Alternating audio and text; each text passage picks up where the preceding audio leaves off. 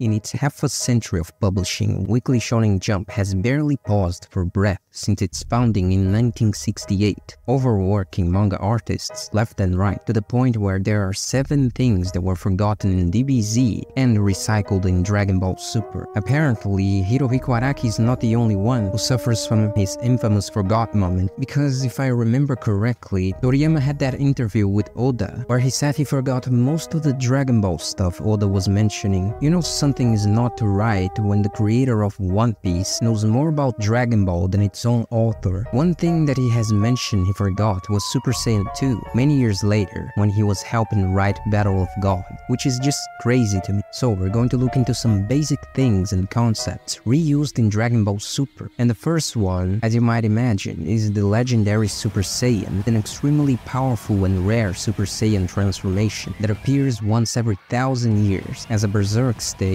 this form has seemingly an endless supply of energy, like androids, but on a much bigger scale. It is also the final form of the standard Super Saiyan. Vegeta states that this may be the actual true form of a Super Saiyan, and it makes total sense in my opinion, on the grounds that it resembles the more animalistic and instinctive nature of the Saiyans. The legendary Super Saiyan is a being of immense power, spoken of in an ancient Saiyan folklore, and it is noted that perhaps this instinct-driven form is the true Super Saiyan spoke of in legends. As of Dragon Ball Super, it is generally just referred to as Super Saiyan and Full Power Super Saiyan when bulked up, which I just found lame as hell, to be honest. The whole mythology around the Dragon Ball Z version of this transformation is what made it even more interesting, and they butchered it. The most noticeable difference between the form of the legendary Super Saiyan and the regular Super Saiyan is the body size. When a Saiyan transforms into this form, their body grows in height and their muscle mass greatly increases, making it similar in appearance to the Super Saiyan 3rd grade transformation. Unlike the 3rd grade of a Super Saiyan, this final form actually increases the user's height. In Broly's case, he's set to grow to be 3 meters tall. And yes, I know the DBZ movies aren't canon, but it doesn't matter because it's still called Dragon Ball Z, and furthermore, they intended to use the idea in the future, so it is valid.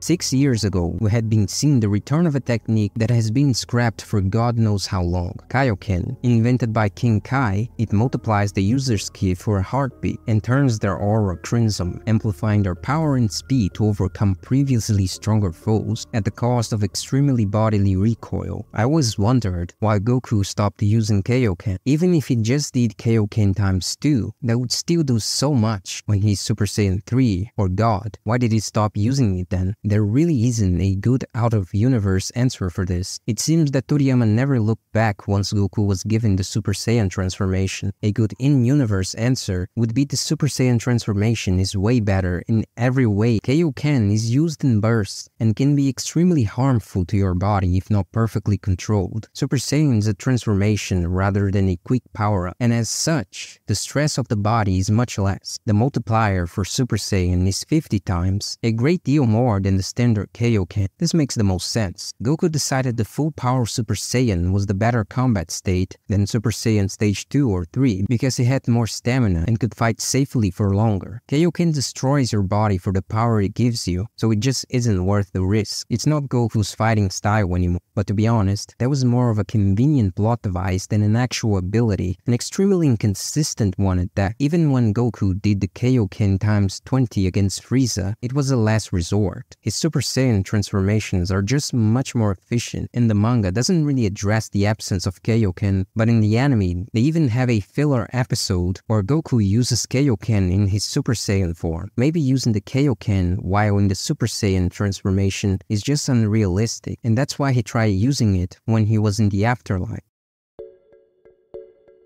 Yardrats are a race that exists in both Universe 7 and Universe 2. They are from planet Yardrat. They are a physically weak race, but possess the ability to manipulate space and time. The Yardrats are responsible for teaching Goku the instant transmission technique. They are first encountered by Goku after the defeat of Frieza in Namek. The Yardrats are mentioned in the Dragon Ball manga, and they are seen in a flashback in Dragon Ball Z. Though their appearances vary, they overall have a somewhat comical look, as implied by Goku. Goku in a half-conscious state upon landing at Yardrat, with a Ginyu's Force-abandoned space pod that had already been programmed to travel to that planet, as the Yardrats had been under attack by the Ginyu Force before Frieza called them over to Namek. Goku spends a year with the Yardrats as they nurse him back to full health and repair his ship, and learns the instant transmission technique before returning to Earth. Ever since then, we'd never heard anything about them for a very long time, which if you think about it doesn't make much sense. Why wouldn't Goku think to go back there and train with them to learn even more unique abilities, especially considering that in spite of being generally a weak race, they are capable of using spirit control for many applications, including healing, cloning, and gigantification. It isn't until during the Galactic Patrol Prisoner saga that we get to see that after leaving the new name, Vegeta has the Galactic Patrolman Iriku take him to Yardrat to train under the natives of the planet in order to hopefully learn one of their strange techniques to use against Moro. It is there where Vegeta is trained by the Yardrat elder, Pibata, who is revealed to be the same Yardrat that taught Goku the instant transmission technique. Under normal circumstances, they are forbidden to teleport off-world, though Elder Pibata was willing to make an exception to help Vegeta get back to Earth in time to join the fight against Moro. But he rejected the offer, choosing instead to try and perform instant transmission himself.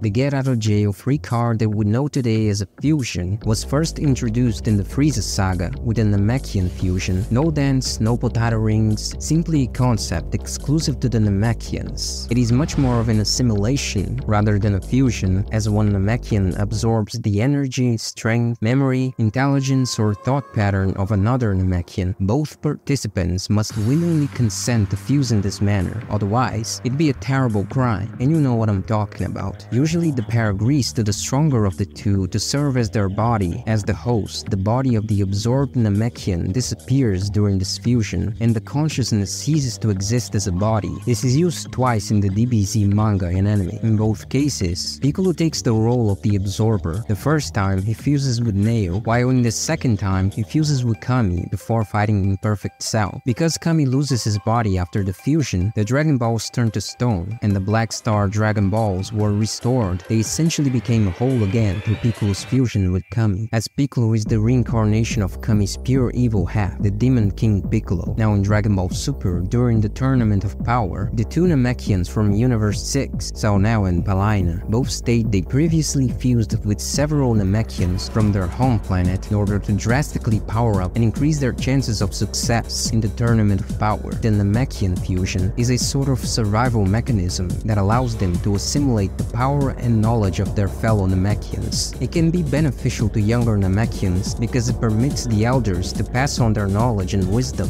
in addition to making them stronger, of course, preventing a lifetime of knowledge from being lost in times of war and conflict. And later, when Moro attacks New Namek, dozens of the most powerful Namekian warriors assimilate together. However, they are easily defeated and killed by Moro.